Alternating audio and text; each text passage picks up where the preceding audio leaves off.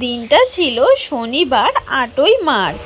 আমরা সবাই যাচ্ছিলাম, না এখন বলবো না, একটু ওয়েট করো। প্ল্যাটফর্মটা দেখে কি চেনা চেনা লাগছে। ট্রেনে প্রচুর পরিমাণে ভিড় থাকার কারণে বোন প্ল্যাটফর্মেই বসে পড়লো। সময় তখন 12টা পেরিয়ে। ফাইনালি গন্তব্যস্থলে পৌঁছেই গেছি। ব্যাকগ্রাউন্ড দেখে তোমরাই গেস করো, আমি কিন্তু বলছি না। ছাড়ো, আর তোমাদের সাথে কোনো লুকোচুরি নয়, এইবারে তোমরা নিশ্চয়ই বুঝেই গেছো আমি কোথায় এসেছি। ঢুকতে না ঢুকতেই বোন হাতে একটা মোবাইল ধরিয়ে দিল ওর ছবি তোলার জন্য। ঢুকেই দেখলাম মন্দিরের গেটটা বন্ধ। ভাবলাম ভগবান চায় না আমরা ঢুকি। তারপরেই দেখলাম পেছনের গেটটা খোলা। এর থেকে আমরা শিখলাম ভগবান একটা দরজা বন্ধ করে দিলেও আর একটা দরজা কিন্তু খুলেই দেয়। আমার সাথে সাথে তোমরাও একটু মন্দিরটা আগে দর্শন করে নাও। গঙ্গার ঘাটে এসেও শান্তি নেই, এখানেও দেখি এত লোকের ভিড়। তখন বুঝলাম যে ঠাকুরের স্থানে ভিড় হওয়ার জন্য বিশেষ কোনো দিন লাগে না।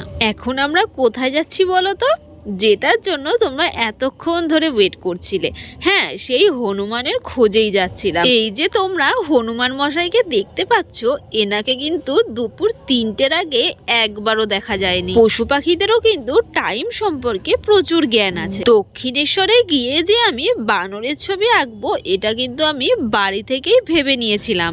এতগুলো হনুমান দেখে আমি কনফিউজ হয়ে যাচ্ছিলাম যে আমি কোন হনুমানটাকে আঁকবো। আঁকার পরে এইবারে পালা হনুমানের সামনে গিয়ে ফটো তোলা, যেটা ছিল আমার কাছে ভীষণ কঠিন ব্যাপার। হনুমানেরও আবার অ্যাটিটিউড আছে, ভাবা যায় আমার সাথে হ্যান্ডশেক করবে কোথায়, তা না করে দেখো পেছন দেখিয়ে চলে যাচ্ছে। তারপরে আমার তো ভয়তে হাঁটু কাঁপা শুরু হয়ে গেল। তখন হঠাৎই মনে পড়লো সেই একটার কথা, ডর কে আগে জিত। আর দেখলাম সত্যি আমার জয় হলো, আর হনুমানের পাশে ছবিও তোলার সুযোগ হয়ে গেল। এইবার বুঝতে পেরেছি হনুমান কেন আমায় পাত্তা দিচ্ছে না, তার কারণ সে তো তার নিজের ফেসটা দেখে নিয়েছে। তাই ভাবলাম কেন আমার সাথে ছবি তুলতে চাইছে না। তারপরে আমি ভাবলাম চলো খাবারের লোভ দেখিয়ে যদি ছবি তোলা যায়। তারপর দেখি ওরা তো আমার দিয়েও বেশি চালাক, খাবার নিয়ে একেবারে ছুটে পালাচ্ছে। এতদিন জানতাম হনুমান নাকি কলা খেতে ভালোবাসে, তবে ওখানে গিয়ে বুঝলাম যে না, তারা মটরশুঁটি, ছোলা বাদাম এইসব বেশি ভালো খায়। ভিডিওটা এখানেই শেষ করছি, তবে তোমরা যদি আমাকে আরো দেখতে চাও তাহলে বেশি করে ফলো করো।